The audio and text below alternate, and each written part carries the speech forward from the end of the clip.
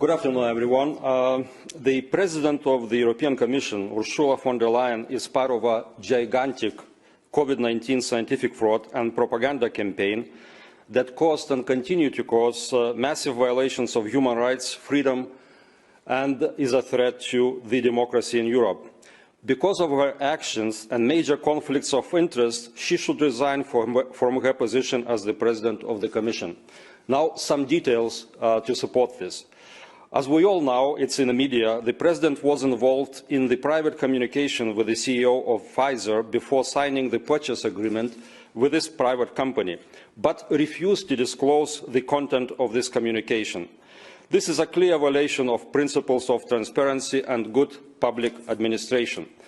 Second, according to the disclosed segments of the agreement with Pfizer, and not all parts are disclosed, and which is another violation of the same principles, the European Commission has to coordinate external communication with this private commercial entity and to promote COVID-19 vaccines as the global public good.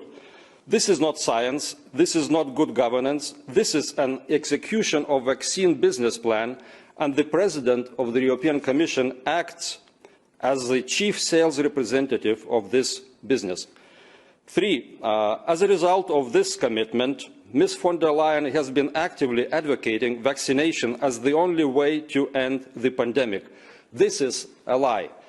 There have been efficient and not expensive medical treatment protocols from the start of the pandemic. Now, thousands of doctors around the world are testifying this, but the President of the Commission has been ignoring this all along. Four, Pfizer, after signing the contract with the Commission on May 20, 2021, claimed in their press release that the pandemic is likely to last for several more years and we all will have to be vaccinated a number of times. How can they know that, and why the President of the European Commission has to subscribe to this notion?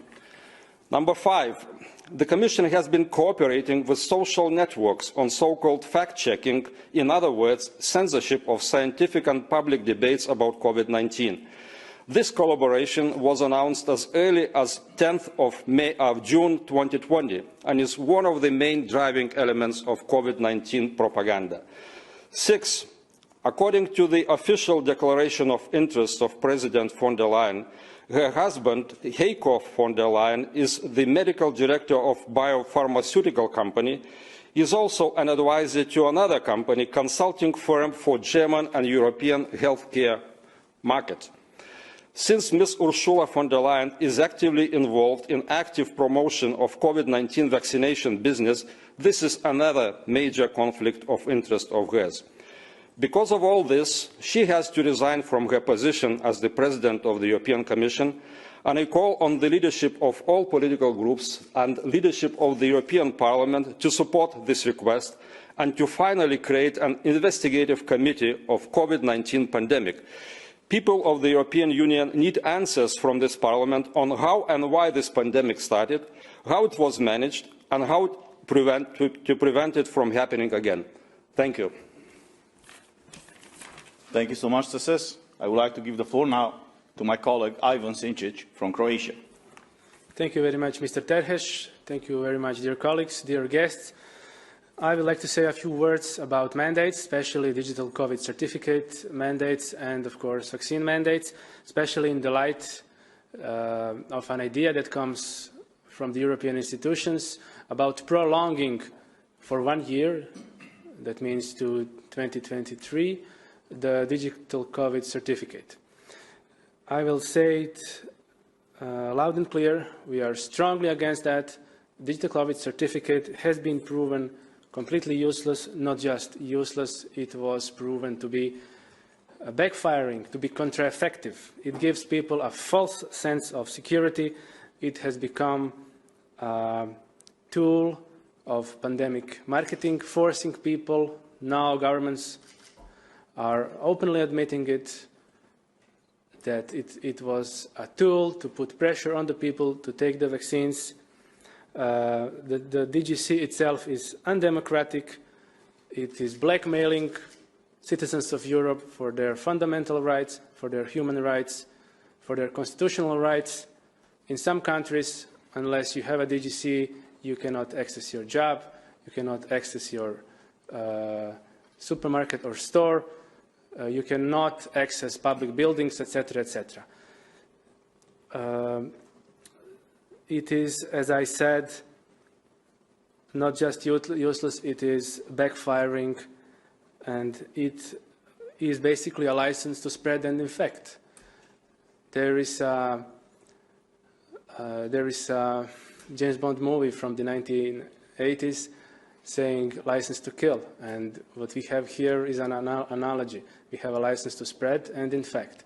If you're vaccinated, you are considered safe, even though science has proved to us, not just now and in the last months, but before the DGC was even implemented, for example, in the European Parliament in November, there were major scientific evidence in the Lancet and others saying that vaccinated people also can spread the disease almost at the same level as unvaccinated. And this is just one of the evidences.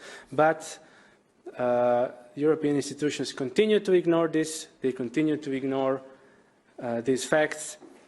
Luckily, some governments, especially recently, have decided to abolish all measures and mandates, and they have set a path to a normal life, or to old normal. And with all this unconstitutional, undemocratic and unscientific behavior, the agents of pandemic marketing, such as President of the Commission von der Leyen, and we have very suspicious information about that, even in the mainstream media now, they continue to promote this madness. Then they now want to extend digital COVID certificate for another year, and we strongly advocate against this. When it comes to vaccine mandates, I must say that some European leaders, such as Mr. Macron from France and Mr. Draghi from Italy, and we have some statements from Austria as well, and these three countries are probably the worst countries when it comes to mandates in Europe, have demonized part of their people that decided that one way of treatment is not best for them, that they want another kind of treatment. They ostracized part of their people that simply want to exercise their human rights, their rights to be informed, rights to informed consent, and rights to choose their own therapy. We condemn this, and we simply cannot believe that something like this is happening in Europe in the 21st century. Basically, why would anyone, like the Austrian government, want to force their population to take experimental medical product? And the last year has shown to us very low effective, very low quality medical products with plenty of side effects, more than all the other products combined in 30 years, with zero long-term safety. Why would any government in the world or in Europe want to do that, to experiment on its own people, not knowing what will happen in 2 years, 5 years, 10 years?